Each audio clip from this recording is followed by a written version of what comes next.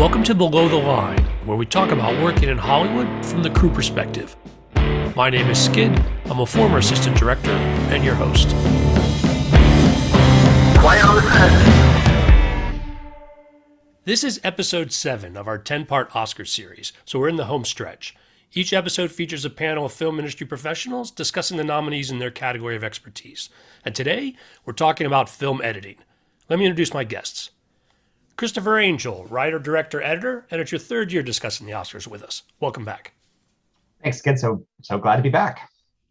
Also happy to welcome Amy Duddleston, film editor. And while it's your first time on our Oscar panel, you're no stranger to the podcast. Nice to see you. Nice to see you, and nice to meet you, Chris. Hello, Amy. Listeners, if you're curious about our panel and their film credits, look them up on the Internet Movie Database. If you start on the Below the Line page, you can simply click through to the film credits of our guests. The 5 films recognized by the Academy for Film Editing this year are Don't Look Up, Dune, King Richard, The Power of the Dog, and Tick, Tick, Boom. We're going to discuss them in that order, and spoilers are possible, so consider this a warning. So let's start by talking about Don't Look Up, film editor Hank Corwin. Where would you like to start? Because I had some issues with this movie. And Amy, I did too. So I have a lot of issues with this movie. Yeah. I mean, Hank Corwin he's like a tremendous editor. And I think, this film had a lot to say and too much, like in the second act, it was just so long. It just didn't need to be as long as it was. I mean, like my favorite part of the film was like the last 25 minutes, maybe 20 minutes. And that just kind of like the beginning and the end. And so the middle was a problem for me. And I really do feel like I love the way Hank, I like the way he and Adam McKay tell a story, like their other films together are really good. Like The Big Short was a great film in the way it was told. And it was told, through editing, a lot of it. I just had some real story issues, and that kind of, it wrecked the film for me in that way. I wish I liked it more. And I just felt like it got bogged down in the middle, and that's editing. So, Yeah, Amy, you raised some really great points, because I think one thing just to put up front, as editors, we are colored by our subjective feeling as we watch a movie. And so then what happens is I watch the movie and I'm not enjoying it as much as I might like. I start trying to pick apart the editing and figure out, well, why do I feel like it's not working? And Amy gave a good description of why. I think the one thing I would say is if there was an award for best variety in editing in one movie, this one would win it, because there's so many different styles thrown in here that it's kind of amazing on a technical level. It partly feels like The Morning Show. It partly feels like a sci-fi, disaster movie. It partly feels like a slapstick comedy. Partly feels like a satire. Then there's these moments of drama, particularly towards the last 20 minutes, Amy, that I think you enjoyed. And it's just so many different styles. And it's really impressive that Hank could pull that off as an editor. But I also think that's the film's weakness, that it just does not hold together. It's just so uneven to me. And I wasn't sure what movie I was really in. So I know there's people who love this movie, but I don't think Amy and I were part of that. no, and I was looking forward to it. I loved Leo DiCaprio, everybody in it was pretty great. I didn't like Meryl Streep, but I didn't like her character, so maybe that was it. But it's just too much was going on. It just was too much, and it verged on bloated, self-righteous. I don't want to say that, because but that was the storytelling. It was kind of trying to knock you over the head. Social media, television, this, that, it could have been streamlined. It was just, he did a great job in trying to weave all of the styles of the movie together, but I just feel like it got bogged down in the middle with some of the unnecessary stuff. I've heard the filmmakers compare it to Dr. Strangelove a little bit, which is a tough comparison, right? It's in a movie. And maybe I'm not doing it a favor by bringing that up, but it reminded me of it in terms of like, what it was trying to do and what it was trying to say. It's just that Doctor Strangelove had such a unified genius vision to it. And this one didn't. Like, again, if you think of Meryl Streep and Leonardo DiCaprio, like they're not in the same movie. So when they show up in the same scene, I'm just confused. It's really confusing. Yeah. Like, I mean, come on, the thing with Ron Perlman, it was just Doctor Strangelove. I mean, it was just stolen from Doctor Strangelove. So... I don't actually know anyone that does love this movie, Chris, so I'm not sure who those people are. Apparently somebody does, because it is getting more attention than I thought it really deserved. But you do bring up a point that I want to ask you guys about, not necessarily even just about this film, but compared to a lot of our technical categories where you can pull out the elements that are being judged, with editing, how the story unfolds and sort of the enjoyment of the film itself is relevant, because editing is a big tool about making that work. Yeah, and there's a tradition of like the best film category overlapping with best editing. I think this year's a little weird because of, I don't know why, but generally the winner of the best editor is also often the winner of the best picture. And it just goes to show, I think, how important editing is to storytelling, right? You're touching almost every aspect of filmmaking. There's cinematography, there's the acting performance, there's the script and storytelling. And there's sound and music. I mean, all these elements actually get touched and affected by the editor. So it is actually hard to pull it apart sometimes because the editor has a lot of control over allowing these other crafts to come in or using the best parts of them. I agree. It's editing. No editing. I just, so many films are so long these days, and I do not understand. I really don't. I mean, you'll see me on Twitter saying, bring back the 100-minute movie. But because I miss them, the economy of like, there were plenty of films here that could have been told in 100 minutes, easy. It's just, yeah. So anyway, we'll keep talking about that. Well, that'll take us to the second film on our list, Dune, film editor Joe Walker. I loved Dune. I did. Now this is a movie that couldn't be told in 90 minutes. I mean, they tried that once and it failed miserably. Yeah. I mean, that was David Lynch's version was the condensed version of Dune, and it failed. And this was the epic. This was the book that you read when you were a kid. This was it. This was the whole package. And I really was just like wrapped. It was emotion, it was action, it was storytelling. And I think, Amy, to your point too about runtimes, like the decision to cut it in half, and this is like half the book basically, was genius because it didn't feel long. Like, it was precisely what was so amazing about it. It's like it told so much story, but it kept moving and it kept pushing forward. And even when the shots were longer and more epic, I didn't feel like the forward motion of the story was getting bogged down unnecessarily. So it was a really amazingly done as an editor, amazingly handled. Yeah. The other thing I liked about it, and this is again my personal, like what I look for in films and editing, is the balance of like personal characters with the bigger story, right? So it's like you see Dune, you're like, okay, it's a space opera, like you're expecting the big action scenes, but the editing really paid attention to the Timothée Chalamet character, Paul Atreides, and really like brought me in internally psychologically, and that juxtaposition of like one character and being inside their head, and then this bigger historical threat to him and his people. Really, I find that interesting in film when they can pull that off, because it does all the best parts of cinema and it balances them. So I sort of look at the editing and like, how did they do that? And really want to tip my hat to Joe Walker, the editor, for pulling that off, because a lot of the scenes were structured around being inside Paul's head. He had these visions, and then these visions tie into these bigger set pieces that are kind of coming in sort of the space opera aspect of it. So being able to balance those is really tough. It was so well balanced. Just thinking of like all of the sequences in his head and how that played. And then like when you got to, actually meeting Zendaya, like, it was like, okay, this story is just moving forward. And I was just blown away by how measured everything was and how well it worked.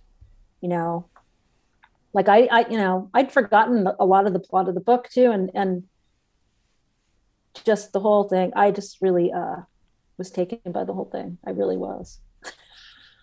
And I'm usually not like the epic movie fan, and I really just got sucked in. I mean, I like Denis Villeneuve's films. I really am a fan. And he's like the one epic storyteller who I do love. So maybe that's it. He just really knows how to spin a, futuristic yarn. Yeah, there's nothing wasted. Yeah. And Joe Walker and Denis Villeneuve had a relationship.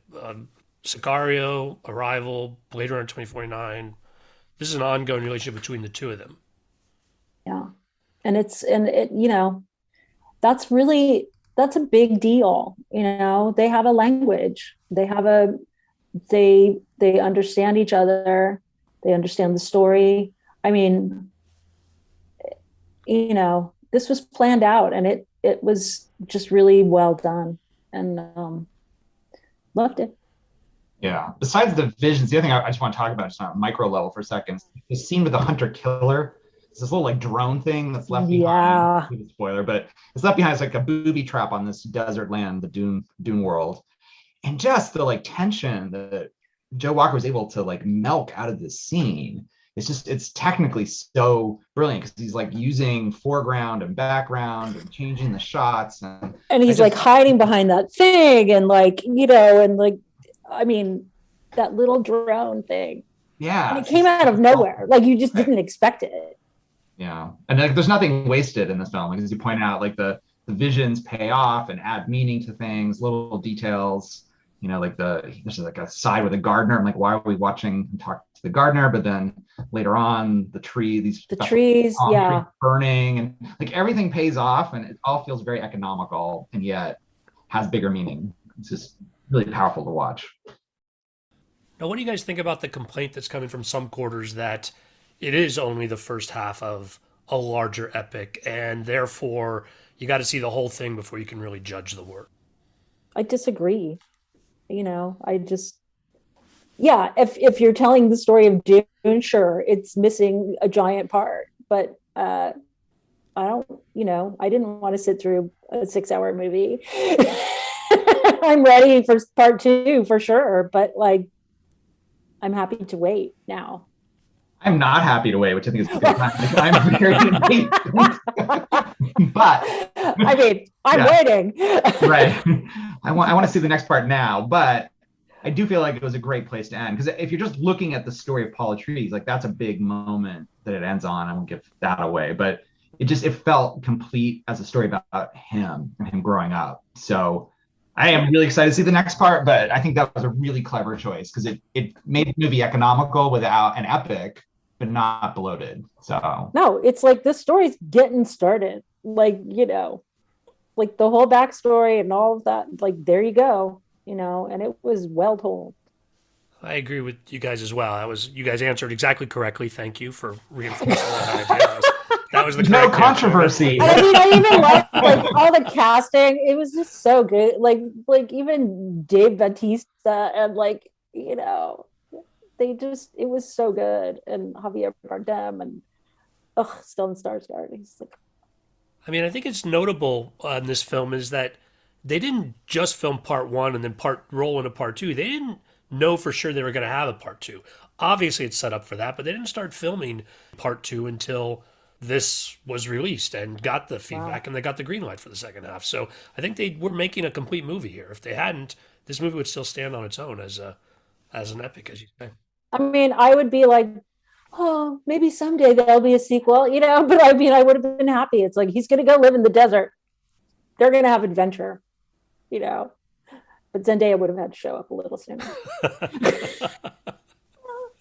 And not just in his visions, but yeah. Well, let's talk about the third film on our list. That'd be King Richard, film editor Pamela Martin. I enjoyed this movie. It was a biopic, and I lived in Los Angeles in the 90s and remember when, Venus Williams was coming up, and I totally remember this whole story. And I do feel like it got a little taken advantage of because the story of their dad is a little harsher in real life, but I really enjoyed this. I mean, it was kind of a feel good movie for me. I like tennis. I like, but again, like the last 20 minutes were super compelling. When she's finally allowed to play tennis in the pro, match. And she totally gets played, and it's really great filmmaking and editing. Pam's really good with tennis. It's like she's not a stranger to editing tennis. So I don't know. I really loved Mom. I thought it was, it was a well-told story. Best editing, I don't know. That's what I don't know. I'm kind of like, So I mean, one thing I like to do is get on this podcast. It's now my third year here, which can't believe, but I like to look at like sort of big patterns, like, what is it about these films that they share in common? Because it seems like a pretty random collection on one level. It is a little to me. Yeah, right. But from an editing point of view, I sort of like had to sit back this morning and like, what's in common? I think what they all do really well, even Don't Look Up, is edit for performance. Yeah. That the editors are all really have done a really amazing job pulling out fantastic acting performances.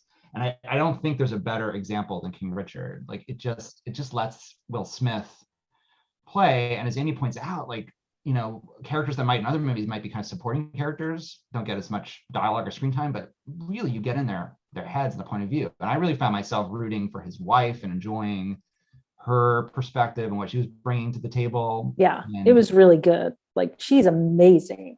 Yeah, and I feel like the editing was helping that. Right? No, Pam's really good at that. She really, like, the emotional journey of every one of those people, including like the 3 other kids that, were just supposed to do well in school, like, support their sisters that are on this path where there's a plan.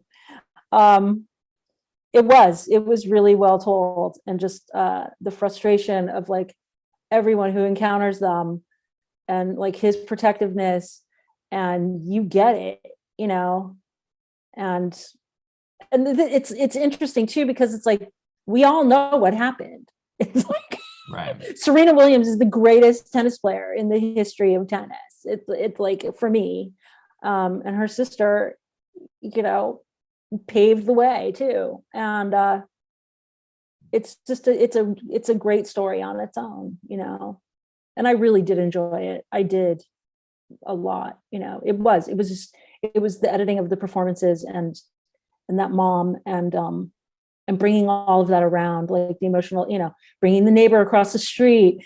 It's like all of that stuff was really important. All of the guys in the hood and all of that stuff. You throw like, why are we? And it's like, no, it was really important because that was part of their adversity of like getting the freaking hell out of there. And then the other thing that I kind of see tying these movies together besides performance is rhythm, right? Yeah. We already touched on sort of like the length of the movies, and to me, it's like sort of the unifying rhythm of them. And obviously in this movie, you've got the tennis playing and the tennis matches themselves, like that, is that well done technically? And I think it really does stand out. It's just absolutely so powerful, right? It's like you're kind of rooting for Venus and, and her sister when she's playing. And it just brings you inside the game. It really makes the game tense and understandable. However, the one thing I would say about this movie, like from an editing point of view, is I felt it was way too long. I felt like, again, this like 100-minute goal, I just felt like there were a lot of sequences that could have just been done more economically. Like the traveling in the RV. I got it after, a few seconds, and it seemed like, I don't know why it was so long. And I encounter this in editing television a lot. It's like, the rule of threes with like a writer, and like the whole, like, we need 3 scenes to cover blah, blah, blah. No, you don't. It's like, I didn't need, 3 scenes with the guys at the park. I didn't need, a lot of that.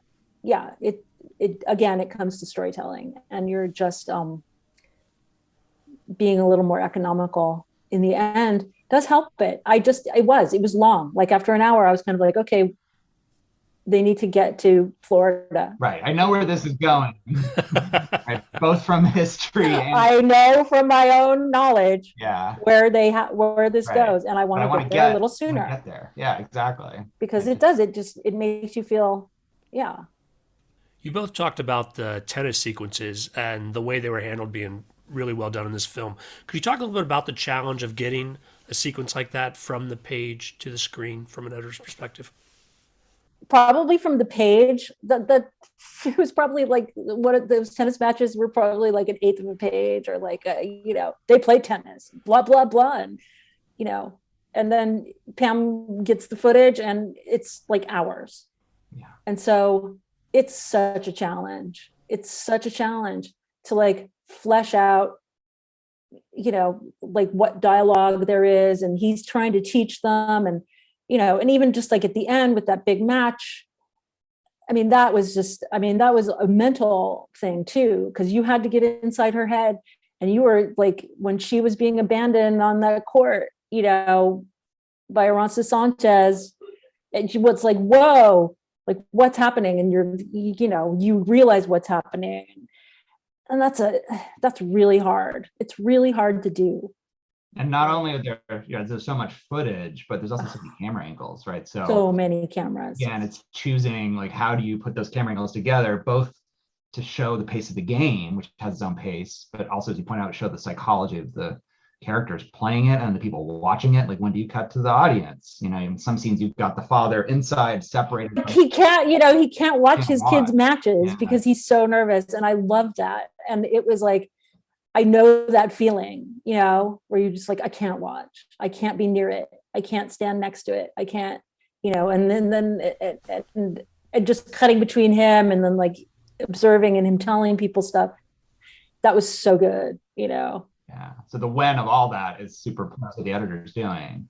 It really can change how that scene plays and how it works. But they worked. It's super tense, and you just want to know what's happening next, and you want to see her play, and it's just balancing the athleticism and the shots that show that with the audience and the emotion. It's pretty cool. No, and if you understand tennis, it's like so much of it is just like your nerves and your head, and like, oh, I missed that, and oh, that, and it's like, there were the sequences earlier in the film where like she was losing, and she just like turns around and gets her mean face, just like taking that like little breath and like getting inside that space of hers, and then she turns around and she like kicks her ass, and that was really good. Or little details like when her opponents sort of get down on themselves for not winning. Yeah. And like Vicario at the end does the same thing for a while, and it's like all these little callbacks, and again, like, when did she use that shot, and it's exactly the same shot as before we saw at a sort of tennis club in a junior match. And yeah,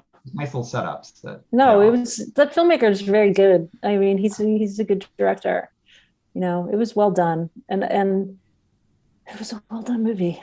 Really, I like those girls a lot, and as a friend, another editor friend, she's like, a little too much giggling, but it was really good. It's really hard editing kids. It's just like, I can't imagine like having 5 of them in one scene. It's so hard because they're all distracting each other, and they're all, and I'm sure Will Smith is there messing with them, and it's so hard, and it's just, yeah. And if there's no breath, you can't cut. That's really difficult. Oh my God. All of them in one shot. It's like, I wouldn't have thought about that, the challenges with kids specifically. Oh my God, so many challenges. So many. Anytime you see a scene with kids, and it just, no, it was, some kids are amazing. A lot of kids just need a lot of work. And so, I'm there to help, but it's like, I'm here for you, kids. Well, there were fewer kids in our 4th film. That would be The Power of the Dog. Film editor Peter Sebaris. This was my favorite movie of the year. It was. I love Dune, but I love this movie more. It was, I just loved it. I was shocked by it. The editing in this film, it's like the world's slowest movie, and it's like the screw is being turned like every second, every minute. And I was hiding my face behind a pillow at certain times and nothing was happening. Like, but there's so much happening. And it blew my mind, the editing in this film. The performances, like it was truly the whole package. It snuck up on me that I'm glad I didn't know anything about it going in, except that it was Jane Campion, who I love. And that was it. And I was blown away.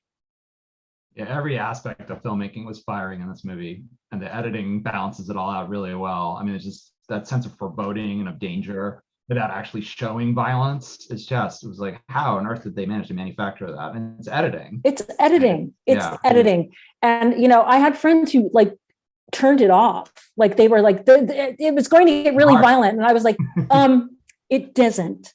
And they're like, you're kidding me. Right. I was like, you can thank the editor.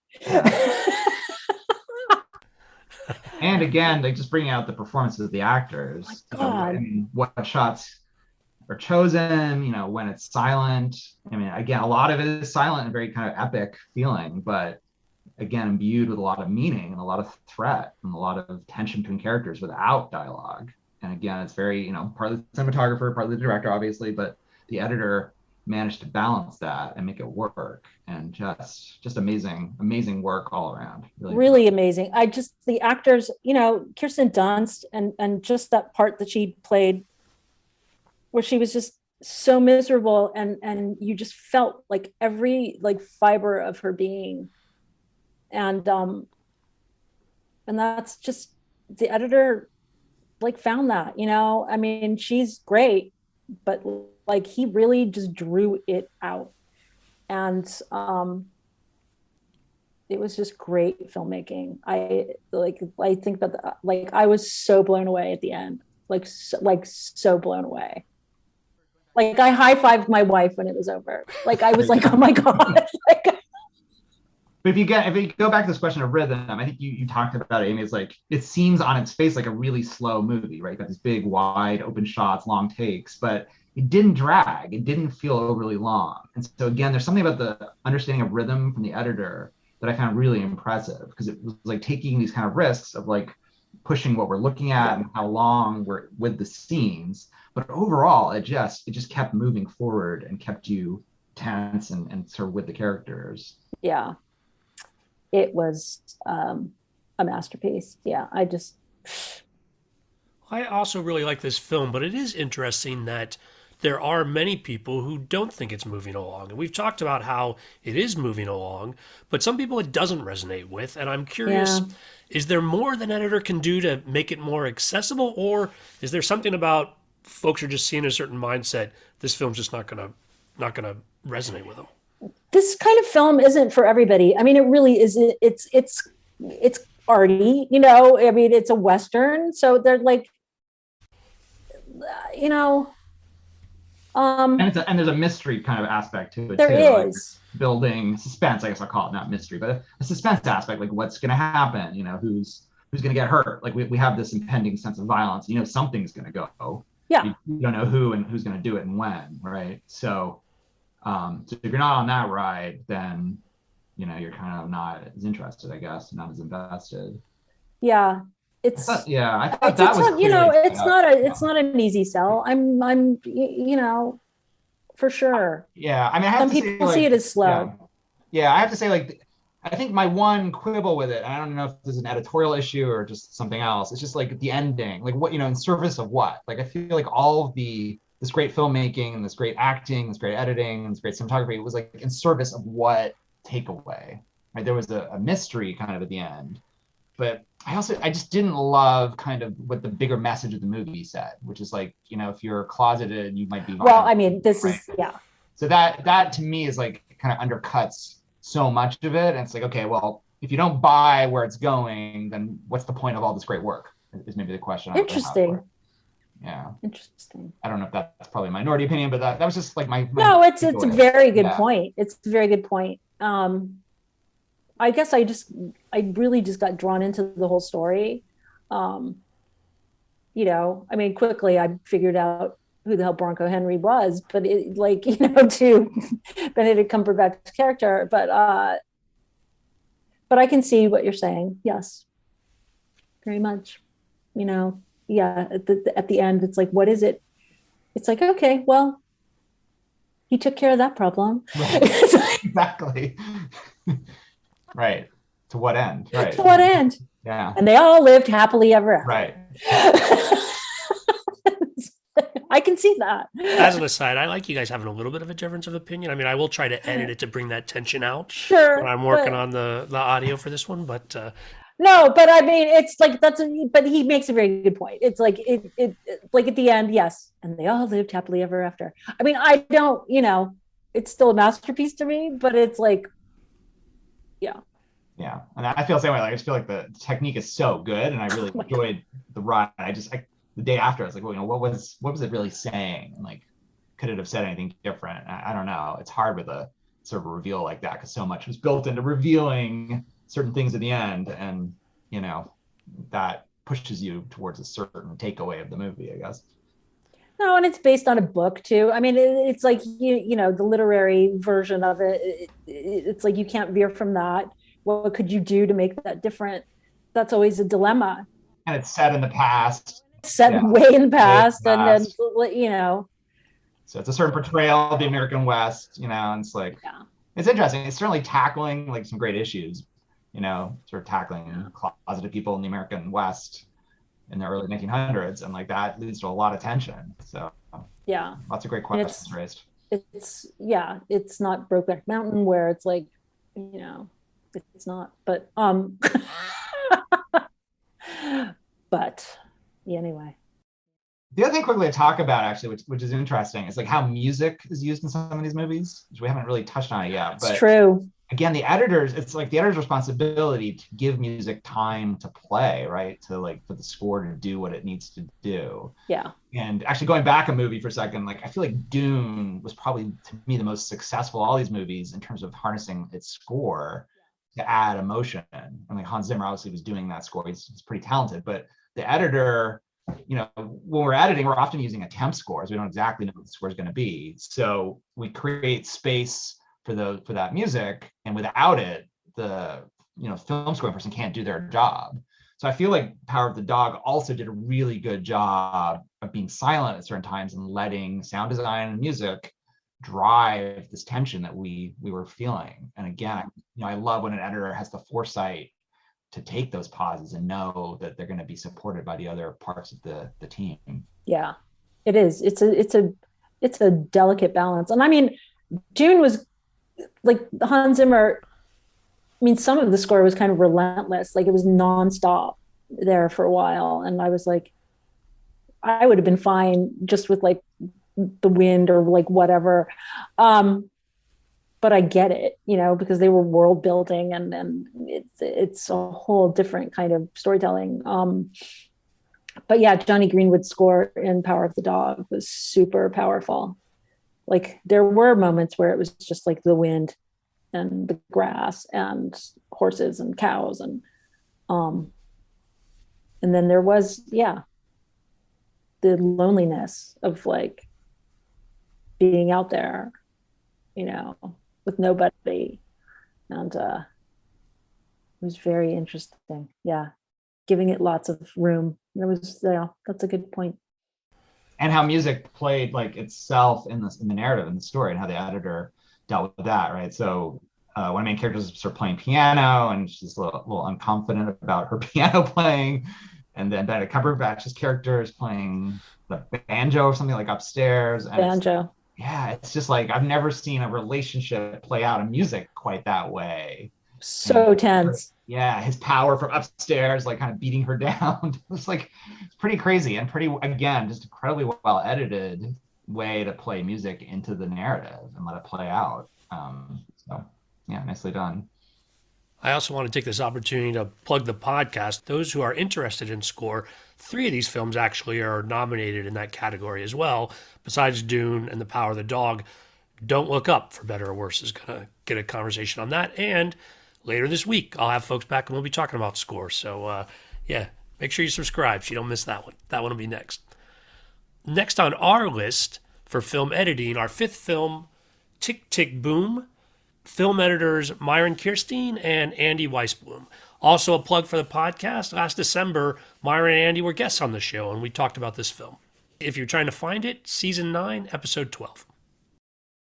So, I mean, this is an interesting one, right? So again, we're talking about the editing category specifically. And, I think maybe this movie cheats a little bit because like in the title of the movie, Tick, Tick, Boom gives you the sense of like an editing rhythm. And it really kind of sums up what this, what the editors were dealing with in this movie. And they really artfully went between music and something that's more of straight up drama. And I think in less capable hands and less technically efficient hands, like that would be really confusing. But somehow I got sucked into the movie and again into Andrew Garfield's performance through the music. So I really feel like this was a pretty technically challenging and amazingly well edited movie from an editing point of view, just going from subjectivity, from one guy on a stage to full scenes and back again, and really never confusing me about where I was or either emotionally or narratively. So pretty impressive stuff from an editing point of view. No, it was truly very well done. I was not a fan of this film. I'm not like a huge musical theater type person. And this film is about like musical theater. The editing, however, if it wasn't for the editing of this movie, it would have failed even like just on its face. It would have fallen on its face because they just did the best job of tying all of his worlds together. It's like the diner, the stage, his home life, like everything was there. And I felt it was too long. There could have been like, again, that second act could have been fleshed out a little, just a little bit, like maybe one less song. I get that it was about a musical, and we're talking about length again. I just felt like this film was too long, even in its masterful job of like bringing all of Jonathan Larson's worlds together and the story of Tick, Tick, Boom. I just got a little bored. I got bored. And that's not good. Sadly. I had the same reaction, Amy. I mean, I got it. Like he's a struggling poor writer. And I understood that really pretty quickly. But it felt like there were so many scenes making that point over and over again. And again, I don't know if that's because there's certain songs they had to get to from the original musical, but I really enjoyed the latter half and sort of when it became personal for him. And, he's sort of battling friends with AIDS and sort of becoming an inspiration to him and also just such a mental drag on him. So those sort of scenes were really interesting because that was something different. No, it was personal. It was like emotional. Yeah, it was emotional. Exactly. And I can deal, and I relate to that. Yeah. It's like, that was something I could relate to. It's like seeing his friends dying. And this was like, it's what propelled him to write a musical later about people dying, and trying to make your rent. And like, it was kind of, that was the really interesting part to me. And I just, maybe I do have a bias against like musicals. I generally like them. I don't know. But this one, I just was kind of like, he wasn't the greatest person. He wasn't like, he had a tragic early death, and that's part of his like, whole tragic story. So, he was cut off way too soon. And it's like, but yeah, it was bogged down, and that was my one giant problem with it. It just went on too long. But I just really feel like Andy and Myron and Andy did a great job because but the fact that it got bogged down is a problem, and probably what cost it like Best Picture. These are the things that like some of these movies that didn't get nominated for Best Picture. It's like that, it got bogged down. And that is, again, sort of I'm talking about with rhythm, right? And rhythm editing. It's like we're looking at micro scenes and skips where we talked about earlier about like the technical skills of individual scenes. Like tennis is amazing, or cutting to these musical numbers and making one guy with a piano on stage work. Like that's a technical skill that's kind of amazing to see them handle that so well. but there's also the big picture of storytelling, and the editor is there with the screenwriter and with the director, and it's really their responsibility to kind of keep the plot moving forward and sort of understand how the audience is going to respond to that movie. And Amy and I both feeling the same thing, it seems like, in a couple of these movies. I'm like, boy, I just wish they started this one later, compressed that first act. But can we just quickly talk about the diner sequence? Like, there's a very famous sequence in this movie that just was amazing, and it's the Sunday sequence, number. or no, where it opens up. Yeah, that was great. Again, just the editing. I feel like the editing propelled that sequence so well. No, it was really good. Yeah, I mean, it was good, and I wanted like more of that, a little bit. Me too. But it was, Sunday at the diner. I mean, it was just so well done, and Joel Grey going check. Yes. But right. Like the Hedwig thing of like the front of the diner opening up, and I loved that. It was so cool, and that I liked that a lot. Yeah. So again, when we look at sort of technical, why is this movie nominated? You start looking at sequences like that, and it's obvious. It's just so well handled, from every level. But we can point to the editing and say, without a good editor, that sequence might not have been as enjoyable as it really was. Yeah. So. No, and Myron, he's he's Mr. Musical guy now. I've known Myron for a long time, so it's I'm just so happy for him. To get recognized for something that he did a tremendous job. I mean, it's tremendous pulling this story together. I just wish it had been a little shorter, you know, that's all. And it seems simple, but it's just not, it's just not. You've got, so much, especially again, this is structured around songs, it's particularly difficult. It's do you say I'm going to drop a song that some of the audience is expecting? I probably wouldn't have noticed because I don't know. Because I don't know Tick Tick Boom, so I don't know. And musicals drop songs all the time in their film portrayals, so I don't know. But there's a lot of stakeholders, I'm sure, sort of pressuring you on various directions. But it's so hard filmmaking. I know, and I think about all of the people involved. But I want it. But I like that scene. Right. And I'm always the one going, but do we need it? Exactly. That's the editor's job. It's ask that tough question. I ask the question all the time. But do you need that? Yeah. That's why they hire us, because it's, as a director. I mean, I wear multiple hats, so I know we get so emotionally attached as the director and screenwriter to this material. So you really lean on your editor to help you understand where you've kind of overgone your boundaries and where you don't need this to tell your story, and the audience might not stay with you. So that's precisely what you've got to really rely and trust your editor to tell you. And that's what that relationship should be about. Well, the Oscars recognized 5 films and the ones we've discussed, but tell me if there was anything else from last year that impressed you with its editing.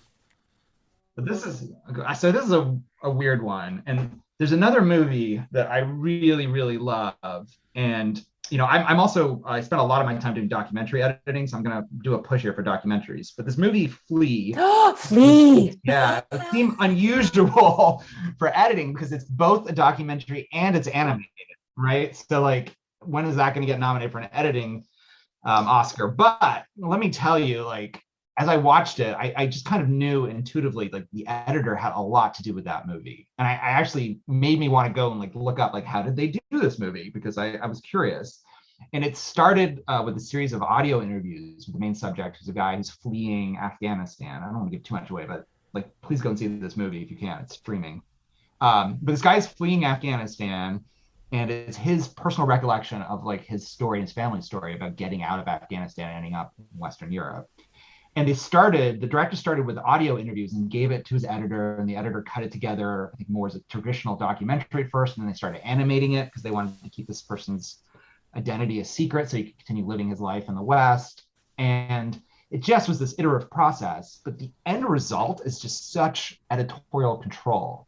It's so well put together. It's exactly the right pace. The rhythm is amazing. It's 89 minutes long. It's 89 minutes long, but it's so deep. You get it's all there. It's all there. It's epic. It's personal. I was crying at the end of this movie, and so I just want to tip my hat to the editing of that movie. unbelievably powerful in a very difficult medium of documentary and animation combined, right? So I nominated it. I'm in the Academy, so I nominated Flea. It was one of my nominations. Yeah. Thank you. It was, because it's the whole package. Yeah. I've said that a few times about movies here, but it's so good. Yeah. And so well edited. So yeah, you might not expect it, but man, that was really powerful editing. Other movies, let's see. Yeah. What I'm trying to think. Oh, The Worst Person in the World. I liked that movie. Amy, when you're thinking about movies you want to nominate, I mean, how much of it is like just your like gestalt of like, I like this movie, I enjoyed watching it, and how much are you like looking at the technique and the craft? A lot of it is like, if I can remember like how much I enjoyed watching it. I mean, it gets me thinking about my vote. There were a lot of films that I enjoyed, last year. But that's what kind of gets me. And I remember, but Flea stuck out as like, but I really liked Drive My Car, and that's like 3 hours long. So, but it's a meditation on grief, and it's like, so things like that. I just love movies like that. Yeah. And The Worst Person in the World, I haven't seen it yet, and we're not going to give any spoilers on that one anyway. But what was it about the editing that folks should watch for when they do get a chance to see it? It's just a good story. I don't know. It just, I was in rapture of the whole story. It's a foreign film, and it was just I just enjoyed it. I mean, it's best editing, I don't know, but I got caught up in the whole story. Yeah. The other one I would mention that was like kind of on my short list was Licorice Pizza, which again, it's like a hard to pull apart, like what's the script, what's the acting, what's the editing in that one. But there's some really fun sequences that I think like feel like a period piece music video almost. And I think that stuff propelled the movie forward. And that again is the editor. I assume it's the editor is really taking the lead on that. It's like, how do we make this more propulsive and more dynamic, visually? I'm not a huge fan of Paul Thomas Anderson films. I'll just say that. And I really enjoyed Licorice Pizza. And I think it was just because it was just a story that just followed its own rhythm. And I did nominate that for best editing, and it didn't get nominated. But I really just loved like the whole vibe of that film. Like the teenage years, the Valley in the 70s. It just, I don't know, maybe because I've worked with Gary Getzman, just seeing it play out as a kid. It was kind of like my weird, like inside baseball kind of like, whoa. It all made sense suddenly. It finally all made sense. Yeah, I'm surprised it wasn't nominated. Like I think that seems to me like kind of an obvious one that maybe should have been on there, but it was long, and I mean, it was a lot of shots of them running. Yes, it's the running movie. No. The running movie is still Last Night in Soho. Movie is all running. That's the running. That is all running all the time, and I sadly was not fond of that film. I wanted to like that movie more. But you're right. There was a lot of running in this one as well. Running towards each other, running away from each other, running. Filmmakers out there, limit your running sequences unless you're prepared to fire, please. In talking about all these films, we've sort of made the point about that collaboration between the writer and the director and the editor and trying to bring a story to life. With that in mind, talk to me a little bit about the Academy's recent decision not to air the awarding of this trophy on the actual ceremony. It's a bad decision. It just is. They do this like every year. This comes up. Is the show too long? It's like the show is the show. When it's not going to be this thing that you can make into something else. It's the Oscars. You give out awards. It's an award show.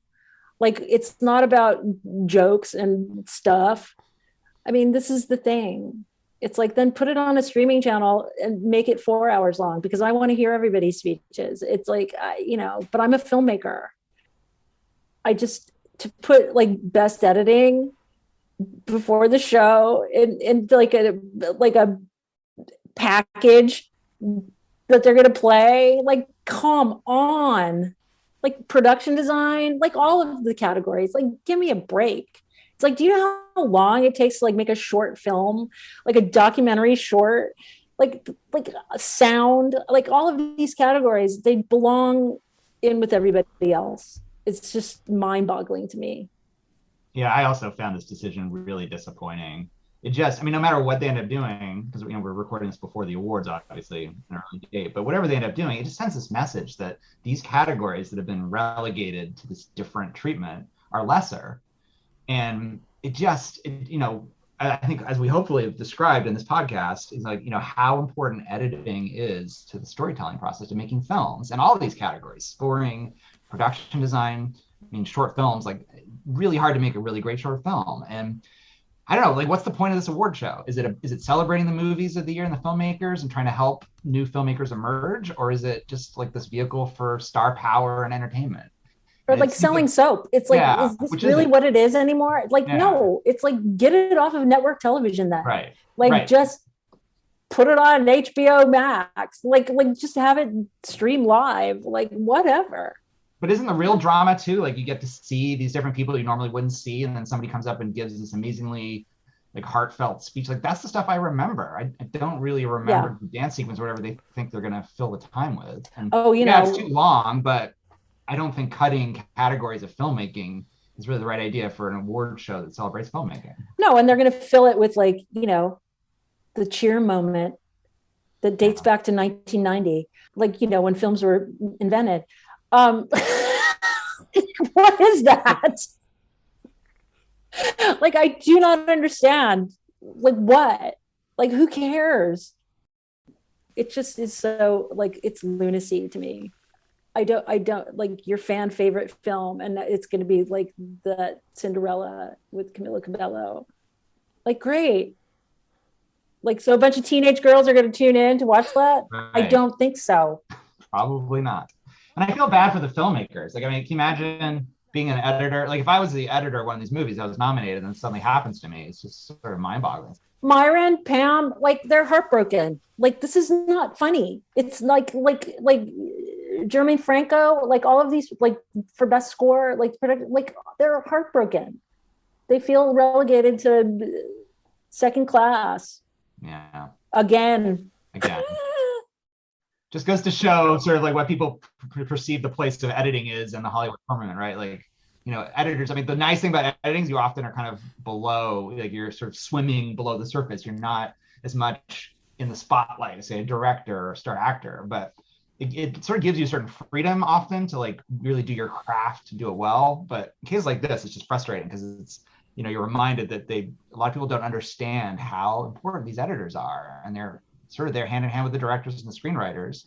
And if I was a producer, I would want to honor these editors all I can, because they make a huge difference to how these movies turn out. Yeah, and who's making their show shorter? Who's going to edit those packages of like people getting their awards together? Who, an editor. I mean, this is the thing. I don't get it. I just don't. Well, we can't promise we're going to have the kind of audience that the award show itself is going to have, but those folks are always welcome to come here on the podcast. We are about showcasing exactly the work they're doing. So, and really appreciated you guys helping to break down these films and give us some insights. As always, thanks so much for being on the show. Well, thank you. Thank you. I had a good time. Yes. I'd like to do it again. As long as they don't get rid of the award altogether. We're heading there. Best editing, who cares? Right. But I'll be really angry. We'll plan to see you guys again next year. Listeners, that's a wrap. If you'd like to learn more about the podcast, please visit our website, belowtheline.biz. That's B-I-Z. It's easy to peruse past episodes, and you'll find links to all of our social media. That includes our page on IMDb, where, as I mentioned earlier, you can learn more about my guests. Thanks to Curtis Five for our music, John Wan for our logo, and all of you for sticking with us. Please rate us wherever you get your podcasts and tell your friends. Thanks again from Below the Line.